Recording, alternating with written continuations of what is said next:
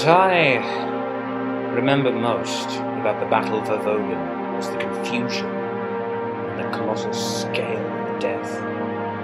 We fought like heroes, like each building that had even one guardsman inside was a fortress against the enemy. Every soldier fighting in the basement or under the stairs stood his ground alone and accomplished the task also. But as in city fighting, each soldier has to be his own general. He needs to be given the correct guidance and the trust of his officers. On Vogan, we had neither, and how we survived was a miracle. Well, that's great. That's just fucking great, man. Now what the fuck are we supposed to do? We're some real pretty shit now, man. You finished?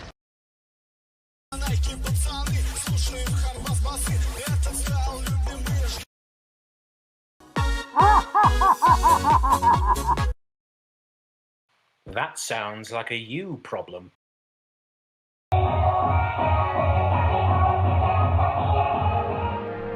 From the sands of Talern to the jungles of Katachan, to Terra itself and beyond, there are a myriad of planets within the Imperium that are as different as night and day. From worlds that still have tribal huts as the largest structures, to massive cities that span the entirety of the planet. Every planet, moon, and even the larger rocks that fall under the auspice of Imperial authority have one thing in common. They all contribute in one way or another to the Imperial Guard. The Imperial Guard is titanic in scope, drawing from almost every inhabited area of the Imperium, and will almost always be found front and center in any engagement. In every tale of war that the Imperium fights in, the Guard is there, carrying their mass-produced weaponry that is only ever useful in seemingly endless volleys. There is so much about the Guard that is simply taken for granted by many of us who enjoy this setting, but I love the Guard. While stories of the Space Marines are glorious, and the Sisters of Battle are incredible, while the Titans of the Legio Titanica are as awe-inspiring as the Assassinorum is terrifying, none of them hold the place in my heart that the Guard does. In fact, in so many instances I find the stories of the stock standard guardsmen to be the centerpiece in my mind when it comes to the horrors and glories of the 41st millennium, and the 42nd, and the 30th for that matter. They add an insight that is much needed. The guardsman is not a figure clad in armor that is nearly impervious. Their weapons are not ancient relics attended to by doting serfs. Their stories do not span the centuries, but are often snuffed out, without note, or even at times a second glance. The stories of the simple guardsmen are those of humanity itself, facing the horrors and hope that come with life in the Imperium. Like most matters in 40k, the subject gets more complicated the more you look at it. As I stated, guardsmen are drawn from every walk of life, from tribal warriors to spire noble aristocrats. The Imperial Guard was reforged from what was left of the Imperial Army, which itself fought in the Great Crusade. The origins of the Imperial Army came from the Unification Wars, in the form of the warriors known as the Genos. One example in the lore is that of the Geno 5-2 Chiliad. The highest rank of the 5-2 was known as the Uxors, women who had a unique sort of psychic gift, but were still considered weak psychers. These women would have their ovaries removed. What the fuck? Welcome to the Grimdark before the Grimdark. And the warriors of the Geno would be created from the strongest established martial lines available, while someone could join the Geno from outside of it. In fact, there was a rank for non-bloodline members of the 5-2 itself. The stock standard soldier's mother was at times his or her commander. It goes without saying that a unit like this would most likely not be allowed in the current state of the Imperium. But during the days of the Great Crusade, it was a common thing. These so-called Strife Epoch regiments fought alongside the Thunder Warriors, retaking Terra itself. And at some point these regiments, oftentimes called the Old Hundred, were taken with the Emperor on the Great Crusade. During the Great Crusade, the Space Marines Legions served as the primary driving force behind humanity's retaking of the stars. And although the fighting forces of the Imperium continued to swell in terms of size, the human soldiers themselves were only able to watch from the sidelines. During the early stages of the Crusade, the Astartes were the only ones to take planet after planet. But as the spread of the Imperium began, it became quickly non-feasible. The Astartes could simply never be in so many places at once. Drawing from the newly conquered worlds as well as Terra itself, the Exertus Imperialis was formed with the surging billions of troops, staff, logistics specialists, naval crew, and support staff. From within this organization rose the precursor of what is now known as the Departamento Militarum, the Corps Logisticae. Considered controversial at the time, but completely expected in the current age of the Imperium, the Corps Logisticae surveyed and calculated the capabilities of a planet in terms of resources, population, technological level, and other capabilities. And all of this was done to assign a specific tax to the planet and its inhabitants. Yes, and if I don't pay up, I'll go to jail for tax evasion. I'm crazy enough to take on Batman, but the IRS, no, thank you. This tax, known as the Imperial Tithe, was assigned to every world regardless of population or any other factors. Every tithe contained within it the required amount of supplies that would be sent out from the planet itself to the wider Imperium, from food to cloth, tanks to body armor. And in this tithe was a requirement for a certain amount of trained manpower, was taken from the planet and forged en masse into the Imperialis Auxilia, the Imperial Army. Before long, it was a common thing for some of the legions to fight alongside Imperial Army regiments, placing most of the army under the direct command of the Primarchs themselves. But after the outbreak of the Horus Heresy, it became clear that the decision had been made in error. Out of the entire Imperial Army, close to half defected alongside their traitorous Primarchs. While the Horus Heresy was a disaster for the entirety of the Imperium, the plight of the army was one that was even worse. On both sides of the war, waves of humanity were slaughtered, partially due to absolute necessity, but also due to the inability of the human soldiers to both stand up with and against the power of the legions. There are no records that state the amount of loyalist or traitor dead, but the number stretches far into the billions on both sides. In fact, if we were to look at the battles involving the army during the Heresy and subject them to our own modern-day standards, Rogel Dorn would have been stripped of command and put on trial. Titanic amounts of soldiers were driven past the point of exhaustion or simply used as cannon fodder in ways that would make the Death Corps of Krieg so excited to describe them I'd have to age-restrict this Foxcast. It is not to say that in any way Rogel Dorn was incompetent or heartless in the employment of the standard humans, but the regular humans were simply not able to compete in any way with the assembled might of the legions that bore down on them. To be honest, this was a very common thing. Human worlds that had resisted the Imperium would be met with the employment of the Space Marines, and it was a rare world indeed whose soldiers even became a speed bump in the road of the Great Crusade. This is not only a testament to the power of the Space Marine in terms of a tactical unit, but the power of the legions themselves. In the modern Imperium, a Space Marine chapter at full strength, 1,000 Space Marines, is enough to influence the outcome of any war presently going on in the Imperium. After the Horus Heresy came to an end, a change was needed, and that change was engineered by Robute Guilliman. The Imperial Army, which had contained all logistical, manpower, hardware, and fleet assets, ceased to exist as an entity. In its place arose several new organizations. One of these organizations was known as the Astra Militarum, or translated into the rough language of Low Gothic, the Imperial Guard. Robute Guilliman, as he had with the Codex Astartes, rewrote the book on how humanity's most common defenders would be organized and recruited. Instead of drawing recruits from a number of worlds into a single unit, the entirety of the remaining Imperial Army was sent back to their own worlds. The armies of these planets were then reclassified as Militarum Regimentos, and then the planetary army was broken down into smaller regiments. The Lord Commander or Governor Militant of each world was placed in charge of not only defending their world, but recruiting the required tithe of newly christened Imperial Guard regiments. This had immediate benefits in the short and long term, for while it would most certainly take more time for a full response to be organized because of the need to draw on multiple planets to counter specific threats, it prevented any seeds of rebellion from polluting an entire formation, and often allowed the newly founded Inquisition to detect signs that not all was well on specific worlds. This splitting of forces into purely planetary-based regiments meant that certain worlds would rise to galactic prominence from the sheer quality of the regiments that were produced, And in an Imperium that consists of over 1 million inhabited worlds, there are few military men who do not know the names Mordia, Catachan, Talarn, or Elysia.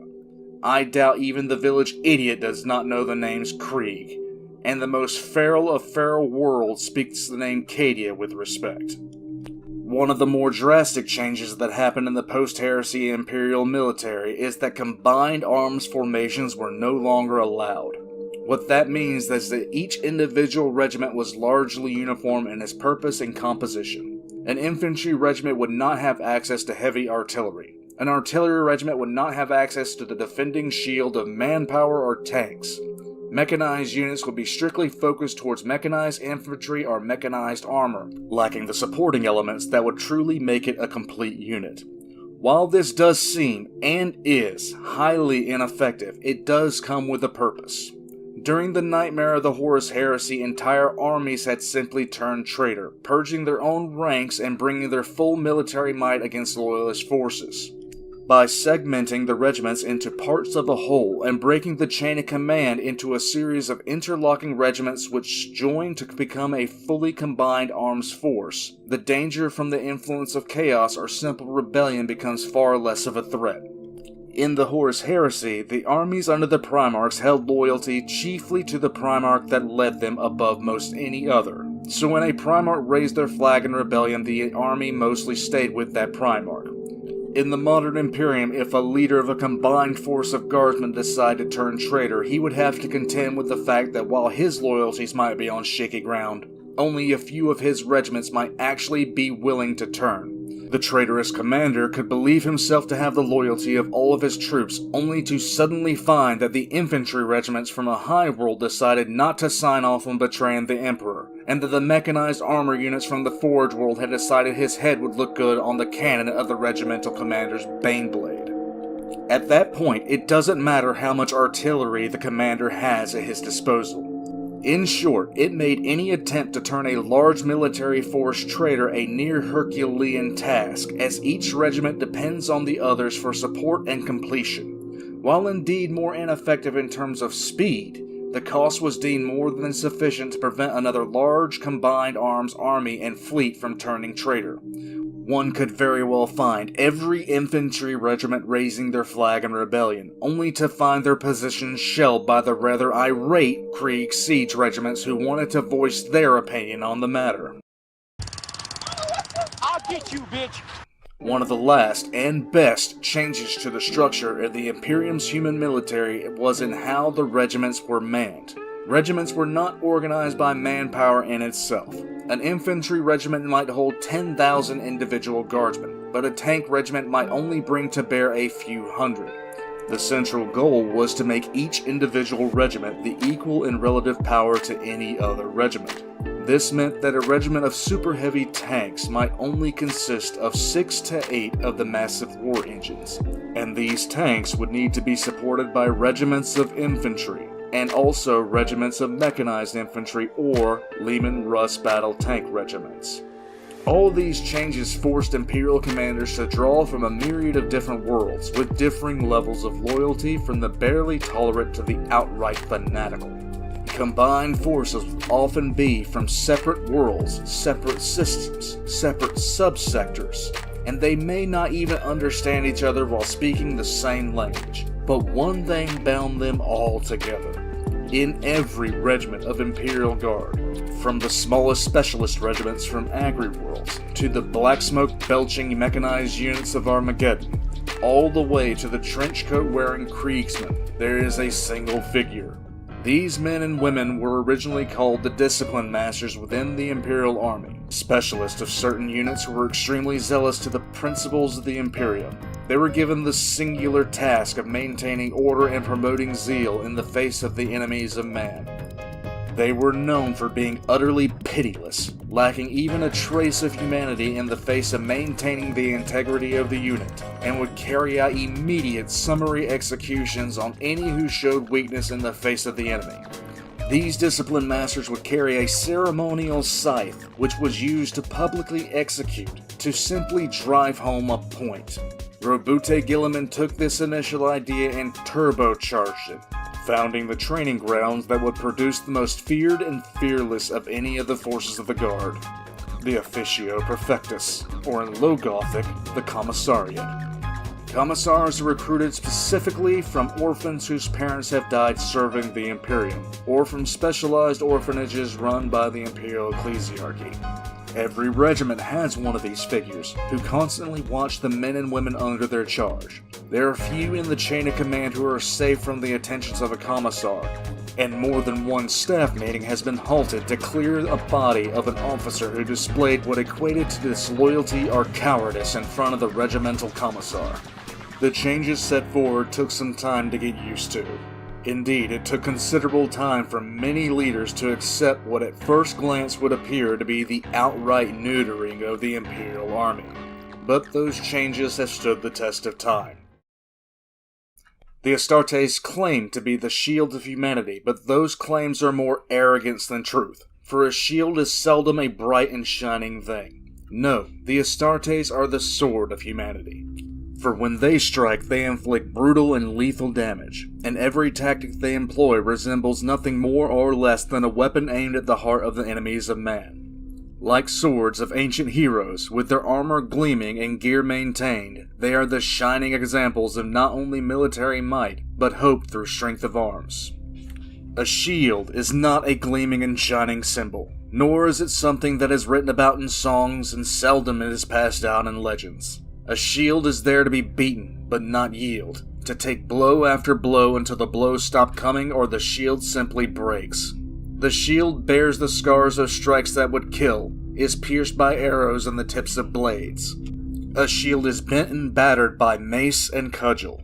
It is an ugly thing sometimes, and it is a wonder that a shield can sometimes withstand the abuse and weathering that is unleashed upon it. With every strike against his face, chips fly away, sections are broken, the metal is dented.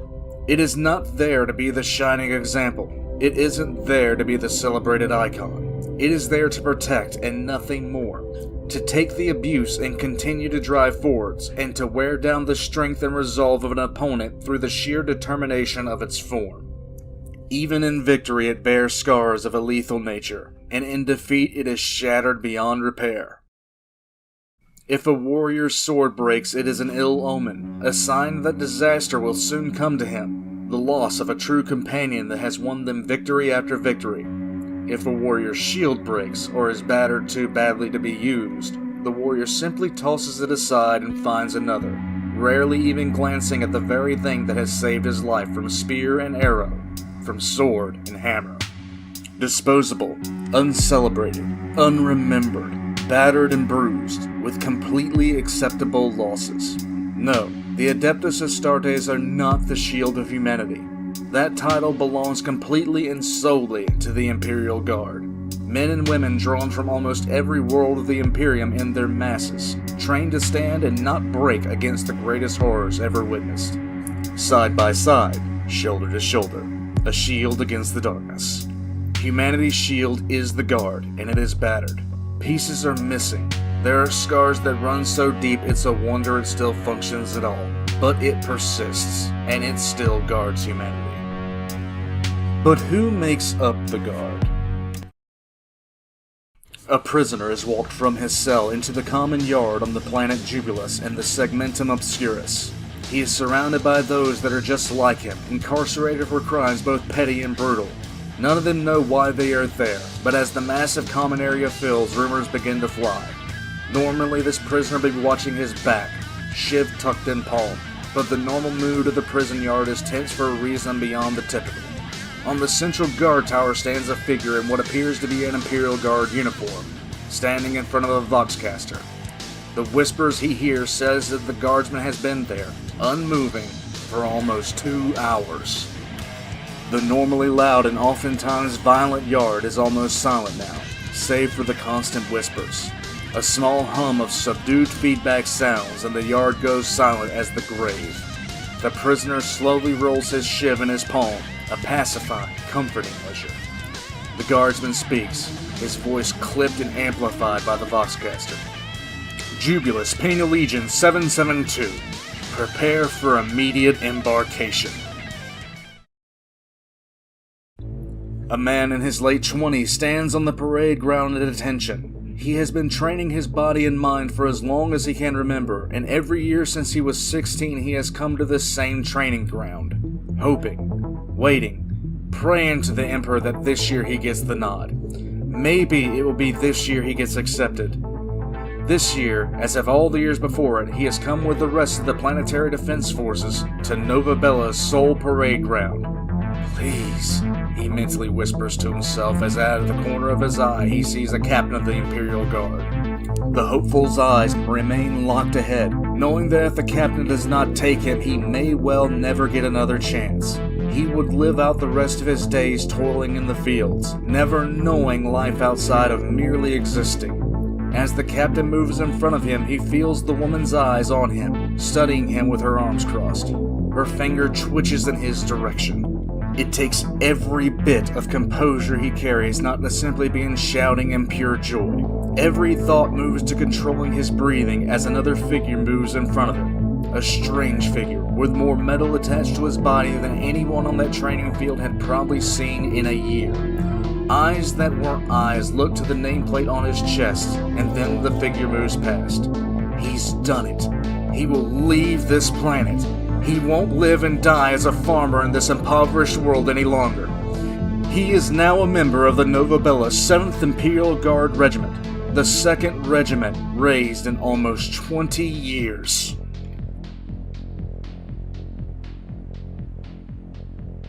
"25887 walks into the foreman's office and stands at parade rest. The sound of the foundry was ear-splitting even within these walls, but it had never bothered the youth. He had been hearing it for most of his life. His first memories were the slams of the presses, forging steel into helmets and buckles. He did not look down at the foreman, a man who was beneath his contempt.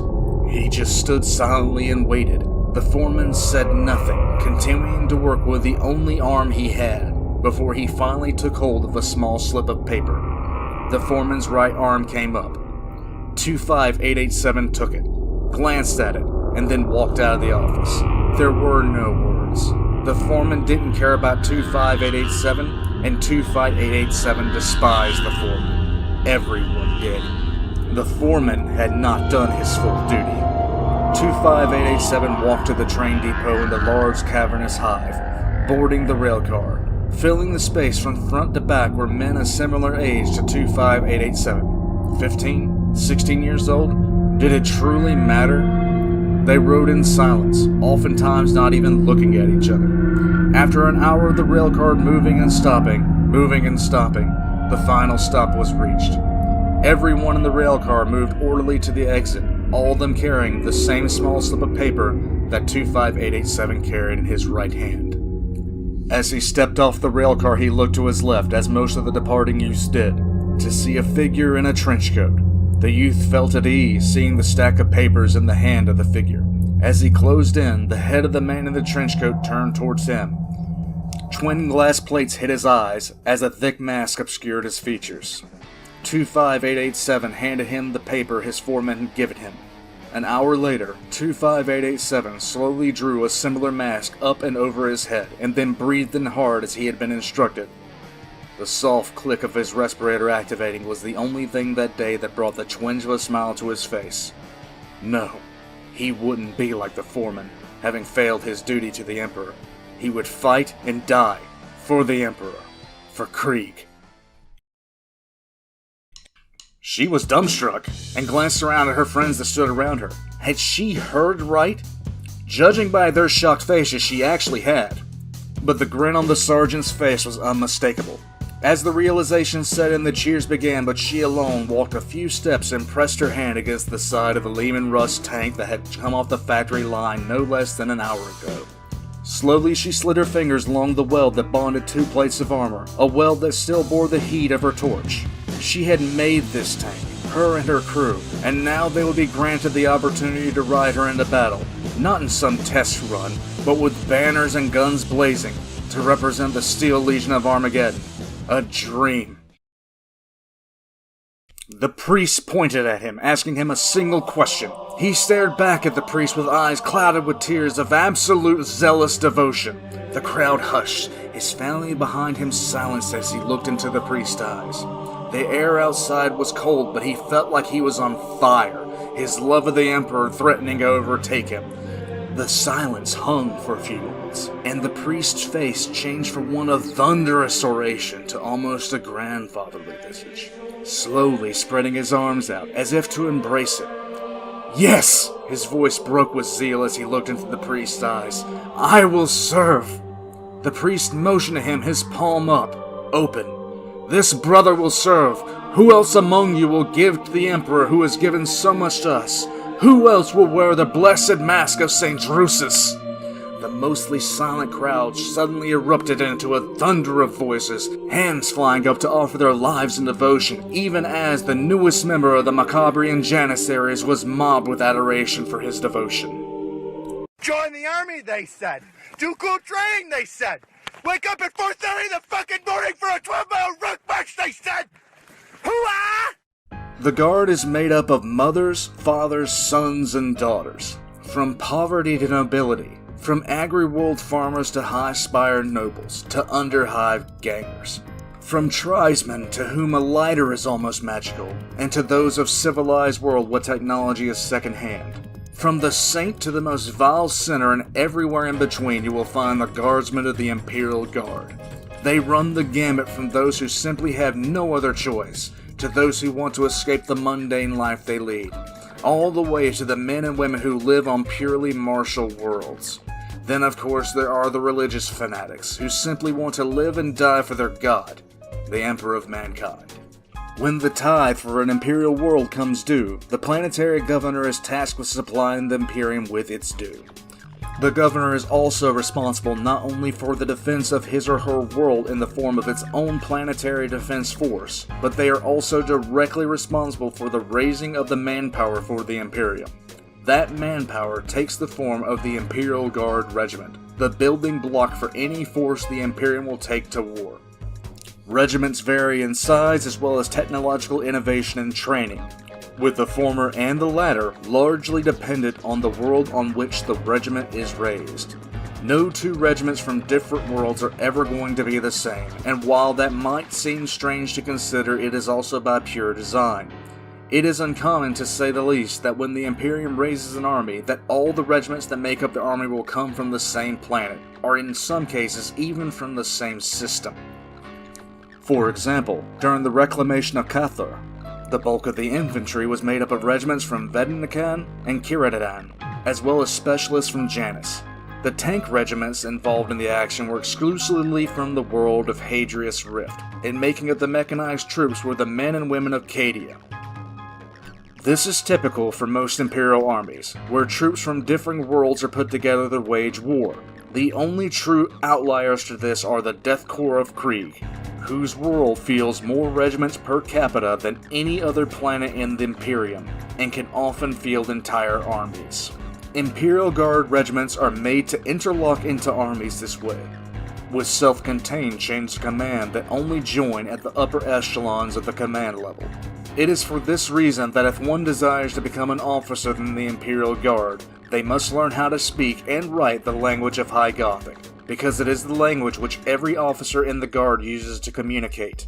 Low Gothic, the primary language of the Imperium as a whole, is often torn between dialects from world to world. If an Agri-worlder tried to speak with a Hive-worlder from even the same star system, they might not be able to communicate, primarily because of time, differences in meaning, slangs, and the general words they would use to describe objects. Any Lord Commander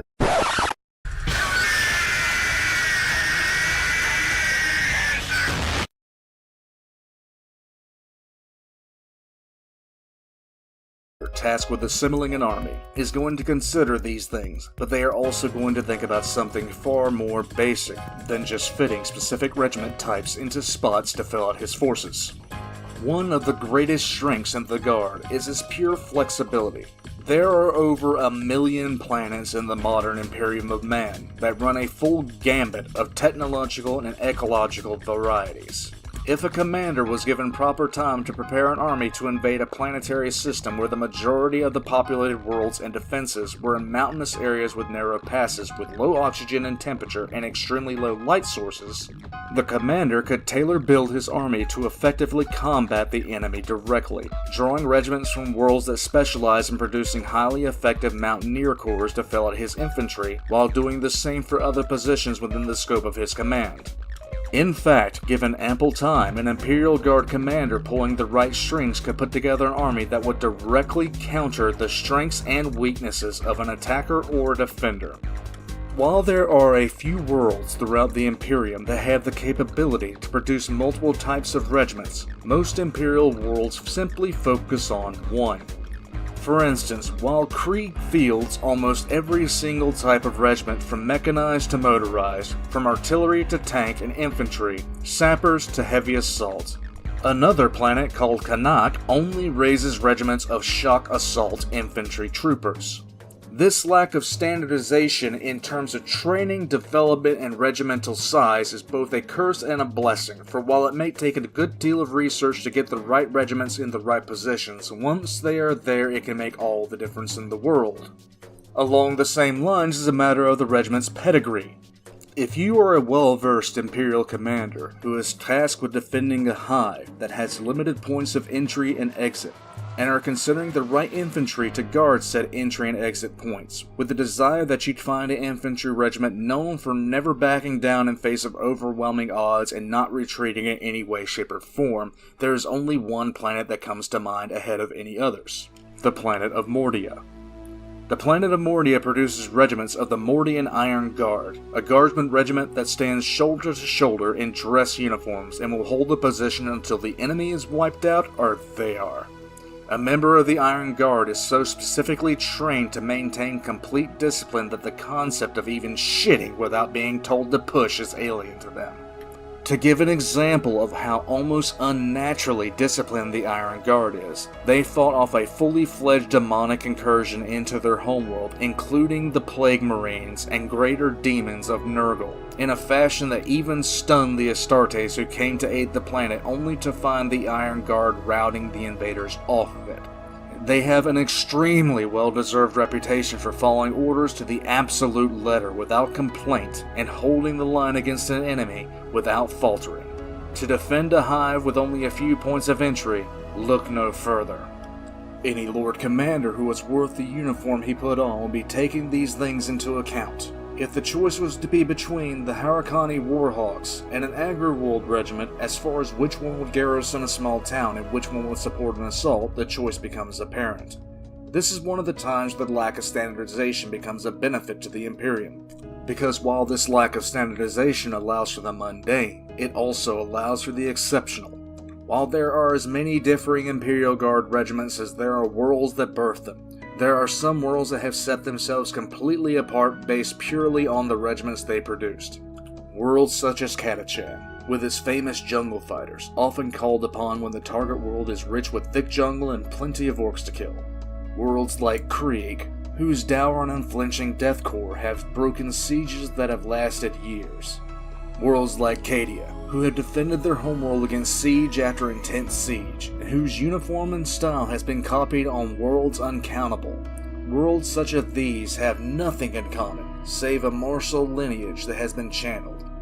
These regiments and their specialization is yet another side effect of the lack of standardization that actually benefits humanity. But as I have stated, there are massive drawbacks to the Astra Militarum. One blatant flaw is the very same lack of standardization in the quality and caliber of the troops. What are you looking at, ass? Nothing, sir! You plotting on me, boy? Yes. More than a few regiments have simply been wiped out because they were unprepared to deal with the forces they were up against, or simply turned traitor in the face of the horror of chaos. This is why the commissars exist, to literally make these troops who would turn tail and run, stand and fight, and they typically do this by making the guardsmen fear the commissar more than the enemy. The largest drawback in my mind, and one that explains quite a lot about the state of the Imperium in the 41st and 42nd millennium, is that when one simply draws manpower from a large pool of worlds to train an army, it becomes more efficient in one regard over all others: paperwork. The largest organization in the Imperium is the Adeptus Administratum, and that is for a reason. Forming an army from scratch and training it, equipping it, and transporting it is far less consuming in terms of both organization, time, and effort. One of the reasons the Imperium's bureaucracy is so buried behind mountains of paperwork is the Guard itself. It is far easier to handle the bureaucracy and logistics of one singular army than to handle 50 regiments that all have their own standalone requirements and needs. It is the lack of standardization that makes this process even more time-consuming, because each individual Guard regiment will have its own specific needs that fall outside the norm regularly. It is the very nature of the Guard that makes it so hard to assemble. Putting together an army drawing individualized regiments from different worlds is a Herculean logistical effort, and a bureaucratic nightmare almost beyond countenance. Take our own real world into consideration. The largest office building on the planet is the Pentagon, and that building serves the branches of the U.S. Armed Forces. It is not the only building that actually serves the needs of the soldiers, sailors, Marines, and airmen of the United States, but it is the primary. Now simply take the Pentagon itself and copy it 1,000,000 times over, and then multiply that by the amount of regiments raised from a typical world in the Imperium. The logistics and bureaucracy quickly spiral out of control. The Astra Militarum is a bureaucratic nightmare. And this being the nightmare that it is leads me to believe that the Imperial Guard was not going to be the finished product. There was going to be refinement done by Robote Guilliman before he was interred due to his wounds suffered. Even the most incompetent administrator would understand that breaking regiments down into their base forms and then using them in the manner that the Imperial Guard does would lead to a massive series of backlogs using military requisition and any other kind of supply request or allocations. Each Imperial Guard regiment has very specific needs. Each one of them has different technology levels, and why would you give a shock assault troop from Kanar a shipment of long glasses? They use knives, and I'm not even sure the troops of Kanar actually understand what a lasgun is or how it operates. The same could be said about the Harakani Warhawks. What use would they have for standard flak armor? They use armor tailor-made for their grav chutes to function as drop troopers. What use would they have for standard Imperial Guard flak jackets? With that equipment in mind, if one were to take an image of the guardsmen, what would they see? What gear would the standard infantry guardsmen have? What weapons? Most Imperial Guard regiments make use of the M35 Galaxy pattern lasgun, and have for the last 5,000 years. Easy to maneuver and to maintain, and not requiring ammunition save for a few power cells that can be recharged, a single shot from a lasgun is capable of blasting a limb clean off a human body, and it often does. It is a laser weapon, firing a beam of intense heat at pinpoint accuracy, that also has a lug to mount bayonets for close quarters combat. There are many variations to this weapon, but it has its drawbacks. The first and most glaring is the lack of capability against armored targets, and even the very skin of some Xenos. Largely ineffective outside of mass volleys against such targets, the lasgun has been nicknamed the Flashlight by certain members of the 40k community. The standard guardsman will wear a flak jacket of what equates to Kevlar, leaving them free to maneuver. But again, this armor, against the threats that the guardsmen will typically face, is often woefully insignificant, as it will not stop the brutal punch of a plasma rifle, nor the monomolecular edge of an Eldar sword. They will also carry a combat knife, basic medical supplies, and a copy of the Imperial Infantryman's Uplifting Primer, which is a book that if you mess up or write in it, the commissar of the regiment will shoot you. And the last bit of required kit that every guardsman of the Imperium should always have on them is the most powerful weapon to ever be constructed. The 970 Entrenching Tool. It is a collapsible shovel that you can hit someone with, or dig a latrine, or hit someone and throw them in a latrine that you just dug. Look at it and salivate it. Just look at it! Hearing this, you'd be forgiven if you think the standard guardsman is woefully under-equipped and underprepared for the threats that even the softest Paradise World regiments will inevitably have to face. You'd be absolutely correct in this regard. The equipment of the standard infantry guardsman was chosen not for its killing power or protection, but because at the end of the day it was, and remains, the easiest way to equip large amounts of troops. A standard Imperial Guardsman is outgeared and in many cases outclassed by almost every enemy the Imperium currently faces.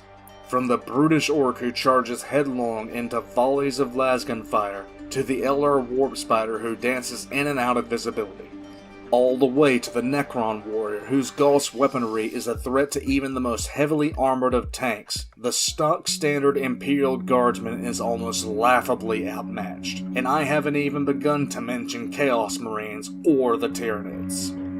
In fact, it is a common thing for the enemies of the Imperium to underestimate the Guard, because the sheer disparity of power is so blatant at times it's often painful to witness. In the Eldar, the Guard fights opponents who have centuries, if not millennia, of combat experience compared to your typical Guardsman's experience of less than 5 years. The Guard is frequently outnumbered by Orc warbands, sometimes by a magnitude of 5 to 1 and in some cases upwards of 20 to 1. Your standard infantry Guardsman is asked to face down Chaos warbands with Traitor Astartes, who, like their loyalist counterparts, outstrip them in every way. They must conquer the primary fear that comes with wave after wave of monstrosities that would devour them wholesale in the Tyranids. And against every other enemy of man, the Guard finds itself struggling to keep up against opponents mystical or mighty in nature, where defeat means death, and often so much worse. Against such horrors, what could any Guardsman reliably say that would matter? Well, I have an idea. Lady, I'm afraid I'm going to have to ask you to leave the store. Who the hell are you? Name's Ash. Housewares. 10,000 years, you fucking pussies! That's right, for 10,000 years the Imperial Guard has been taking the best that anyone could throw and repaying it in kind.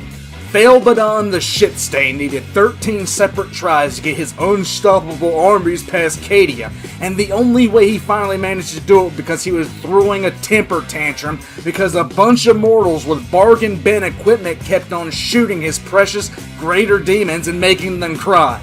For all the shit that constantly gets taught by Traitor Astartes, they sure do get their shit rammed in on a regular basis by people who can't even pierce their armor with their primary weapons.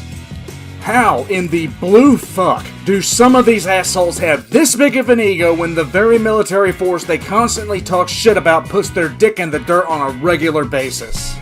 Give me the Guard any day of the week against these bastards. Hell, not even the Eldar are that full of themselves because at least they know for a fact that if the Imperium ever cornered their craft worlds, they'd soon find their spirit stones being used for betting chips over cards.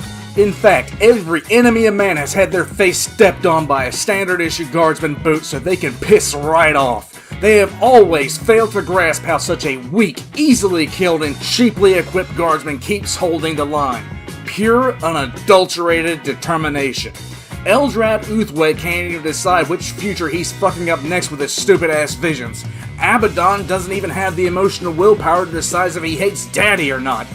The Tau can't even remember what the greater good was yesterday if the greater good of today tells them to shove a corn cob up their ass. But the Guard? The Guard may be badly equipped and have piss-poor weapons, but it also has the clearest mission statement. Give me it, it's mine! Give me that, it's mine! And they let you know this with their pinpoint accuracy and a ridiculous amount of tanks and artillery. Find me one Eldar that has half the determination of a Krieg's Guardsman. Find me a single Chaos Marine who has a percentage of the discipline of the Mordian Iron Guard. Find one damned orc in the galaxy who understands the words operational integrity.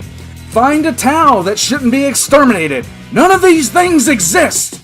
And what's even funnier is when I hear people from other fandoms like Star Wars trying to talk shit and say the Imperial Guard wouldn't stand a chance against fucking stormtroopers. Are you shitting me? The Guard has fought against demons from their worst nightmares, orcs in their billions, knife-eared fucks that want to turn their skin into festive lamps, and literal fucking Terminators, and they've held the line against that for 10,000 years.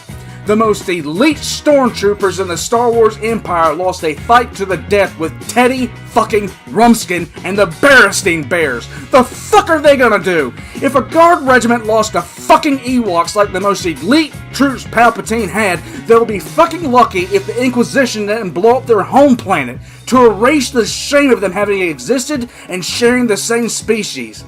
Fighting stormtroopers will be like the damn vacation for the Guard. What are we fighting? People in eggshell white armor with weaponry comparable to our own? Fucking jackpot! We're going to Space Vegas! And that was a DBZ abridged reference! And that, my friends, is the Imperial Guard. Untold billions, if not trillions of soldiers equipped in bargain bin armor and weapons, fighting tooth and nail against forces completely undeserving of the ego they have, and winning. That is the Imperial Guard, a group of men and women so completely dedicated to the survival of humanity they have continued to hold the line for 10,000 years against every odd thrown against them. All hail the good old IG.